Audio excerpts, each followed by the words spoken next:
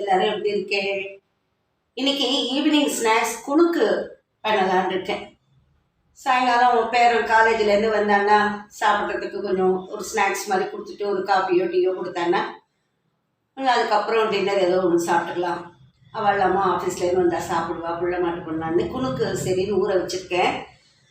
அதுதான் எனக்கு உங்களுக்கு என்னென்னு சொல்லிட்டேன். நான் ஊற வச்சுட்டேன் ஆல்ரெடி. என்னென்னா 2 டம்ளர் பச்சரிசி போட்டிருக்கேன். அதுக்கு ஒரு டம்ளர் கடலைப்பருப்பு, 3/4 டம்ளர் துவரம்பருப்பு போட்டேன். அதாவது இப்போ அரிசிக்கும் பருப்பும் சரிக்கு சரி தான் போடணும். ஆனால் நான் 1/4 டம்ளர் இதில் உளுத்தம் பருப்பு 1/4 போட வேண்டாம், அரைக்கி கொஞ்சம் கம்மியாக போட்டுக்கலாம். 1/4க்கும் கொஞ்சம் கூட போட்டுக்கணும், அரைக்கி கொஞ்சம் குறைச்சலாம். அரைக்கின்னா நம்ம கொஞ்சம் குறைச்சி போடுவோம், உளுத்தம் பருப்பு ரொம்ப போட மாட்டோம். பட் குணுக்குக்கு கொஞ்சம் போடணும். 1/2 டம்ளர் போட்டால் கூட நல்லா இருக்கும். ரொம்ப ஒரு சாஃப்டாக போயிடும் அப்படின்னு நினைக்கிறவா, குறைன்னு ஒரு கரகரப்பாக இருக்கணும்னா கொஞ்சம் குறைச்சிக்கலாம். 1/4 டம்ளருக்கு கொஞ்சம் கூட, அரைக்கு கொஞ்சம் குறைச்சின்னு போட்டிருக்கேன் நான். ஆக 2 டம்ளர் பச்சரிசிக்கு 2 டம்ளர் பருப்பு கொஞ்சம் கூட, அதான் 1 டம்ளர் கடலைப்பருப்பு, 3/4 டம்ளர் துவரம்பருப்பு, 1/2 டம்ளர் உளுத்தம்பருப்பு, அரைக்கு கொஞ்சம் குறைச்சலாம். இது மிளகா வத்தல். அதுக்கு இது கொஞ்சம் காரங்கிறதுனால நான் ஒரு 5-6 மிளகா தான் போட்டிருக்கேன். இன்னும் கூட போட்டுக்கலாம். இதுவே நான் ஒன்று எடுத்துருவேன். இந்த மிளகா கொஞ்சம் கார மிளகா. அப்புறம் உப்பு பெருங்காயம் போட்டு இதை குறைன்னு அரைச்சின்னு வரணும். நைஸாக அரைச்சிடக்கூடாது, குறைன்னு அரைச்சி அடைக்கு எப்படி அரைக்கிறோமோ அது மாதிரி தான் அரைச்சின்னு வந்துட்டு, அப்புறம் தேங்காய் தனியாக நம்ம கொஞ்சம் இந்த தேங்காய் வச்சுருக்கேன் மிக்சியில். இது பண்ணிவிட்டு மிக்சியில் இதை பொடி பண்ணிட்டு வரேன். தேங்காய் இதுலேயே போட்டு நிறையா பேர் அரைப்பா. அது நான் பண்ண மாட்டேன் அப்படி. ஏன்னா இதில் அரைச்சிட்டு இன்றைக்கே இந்த மாவு தீரலைன்னா கெட்டு போயிடும். மறுநாளைக்கு எனக்கு ஏதோ அவ்வளோவா பிடிக்காது. தேங்காய் போட்டதை மறுநாள் வச்சு சாப்பிட்றது எனக்கு பயமாக இருக்கும். எனக்கு அது எதாவது கெட்டு போயிடுமோன்னு. கெட்டு போகாது, நான் அது பண்ண மாட்டேன் அப்படி. நான் தேங்காய் திரு வச்சுன்னா அப்பப்போ இந்த மாவு அரைச்சதுக்கு பிறகு ஒவ்வொரு ஈடுக்காக நம்ம போடும்போது கொஞ்சம் கொஞ்சமாக கலந்து அப்படி தான் நான் போட்டு பண்ணுவேன். அதனால் தேங்காயை தனியாக திருவி வச்சுக்கிறேன். இதை நான் குறைன்னு அரைச்சிட்டு காமிச்சிட்டு அப்புறம் எப்படி போடுறதுன்னு காமிக்கிறேன். மாவு அரைச்சிட்டு வந்துட்டேன். இந்த மாதிரி குறைன்னு அரைக்கணும். கருவேப்பிலை போட்டிருக்கேன். இந்த பெருங்காயப்பொடி கொஞ்சம் போடுறேன். கருவேப்பிலை போட்டாச்சு.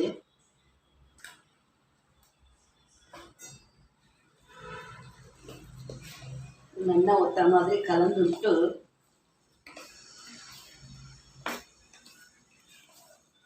எண்ணெய் அடுப்பில் காயும்.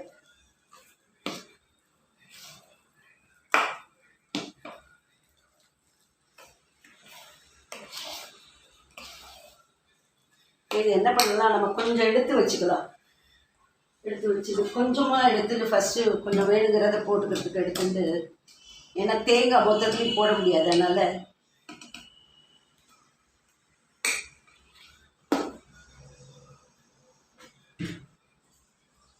இந்த தேங்காய் அந்த மாதிரி மிக்சியில் பொடி பண்ணிட்டு வந்துட்டேன். இது இதில் 2 ஸ்பூன் போடல.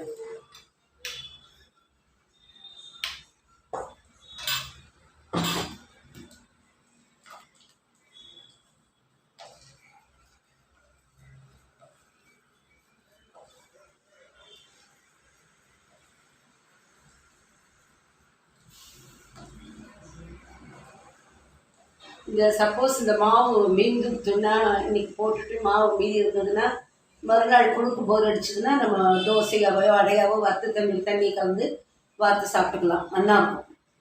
அதனால தான் தேங்காயை மொத்தமாக நான் போட்டு அரைச்சிட மாட்டேன். அப்படியே அப்பப்போ கலந்துப்பேன். எண்ணெய் காஞ்சிருக்கு. சின்ன குட்டியாக போடணும். இந்த நவராத்திரிக்கு இதுதான் எங்கள் அத்தில் 2-3 நாள் பண்ணிடுவேன் நவராத்திரியில். ஏன்னா எல்லாருமே நான் பண்ணுற குணுக்கு தான் எதிர்பார்த்துட்டு வருவாங்க எங்கள் இடத்துல அத்தனை பேரும்.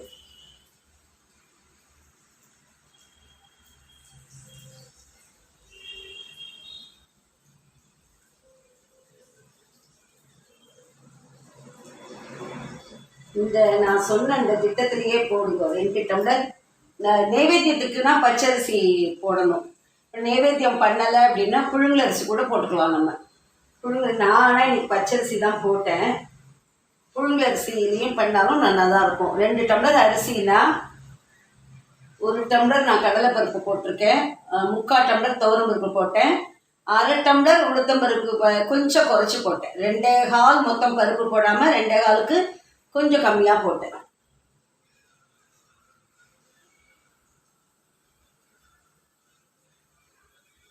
கொரன்னு அரைச்சிக்கணும். மிளகா வத்தல், உப்பு, பெருங்காயம் போட்டு அரைச்சிக்கிட்டு, பெருங்காயம் அப்புறம் கூட பொடி இருந்தால் கலந்துக்கலாம். கருவேப்பிலையை நல்லா பிச்சு போட்டுட்டு ரொம்ப டேஸ்ட்டாக இருக்கும். இது ஈவினிங் ஸ்நாக்ஸ் இதை கொடுத்துட்டு ஒரு டீயோ காப்பியோ பிடிச்சா சூப்பராக இருக்கும். இப்படி கொஞ்சம் இப்படி ரொம்ப பெருசாக வச்சுக்கவும் கூடாது, சின்னதாகவும் வச்சுக்கூடாது, மீடியமாக இருக்கணும். ஏன்னா வெளியில் செவந்து உள்ளே ஒழுங்காக வேகாது. எந்த ஒரு பட்சணமுமே அப்படி தான். கலர் மாதிரி ஒரு கோல்டன் கலரை தாண்டி வரும்போது தான் எடுக்கணும். ஏன்னா கொஞ்சம் வெளுப்பாக எடுத்துட்டோன்னா கரகரப்பு இருக்காது. நல்லா கரகரன்னு இருக்கணும்னாக்க கரெக்டாக எடுக்கணும். அந்த இது பார்த்து எடுக்கணும். இந்த கலர் எடுக்கலாம், இப்போ எடுக்கலாம், கரெக்டாக இருக்கும். இது ஒரு கோல்டன் கலர் தாண்டி பொன்னிறம் வலை அது மாதிரி இருக்கணும். கொஞ்சம் சிகப்பாகவே லேசாக ஒரு சிகப்பு இருக்கணும். அப்போ தான் நல்லா இருக்கும். அது எடுக்கிறேன்.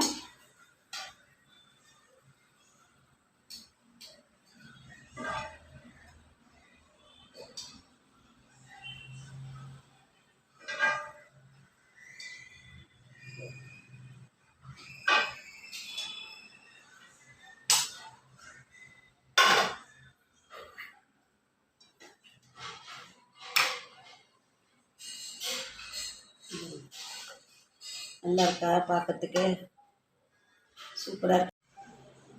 போட்டிருக்கேன். இப்போ ஆஃப் பண்ணிட்டேன். ஏன்னா எல்லாம் வரும்போது சூடாக போட்டுக்கலான்னு. இது இப்போ நான் சாப்பிட்டு காமிக்கிறேன். வாயில் போட்டாலே இந்த கரகரன்னு இருந்தால் சூப்பர் டேஸ்ட்டுன்னு அர்த்தம். உப்பெல்லாம் சரியாக இருக்கான்னு பார்ப்போம்.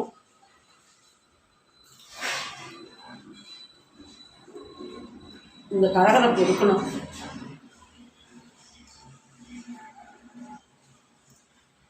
நல்ல கரகரன்னு இருக்குது. நீங்களாமா ஆற்றுல நல்லா ட்ரை பண்ணுங்க. இந்த சுட சுட வச்சுட்டு ஒரு காப்பியோ டீயோ வச்சுருந்து சாப்பிட்டுட்டே இருக்கலாம்.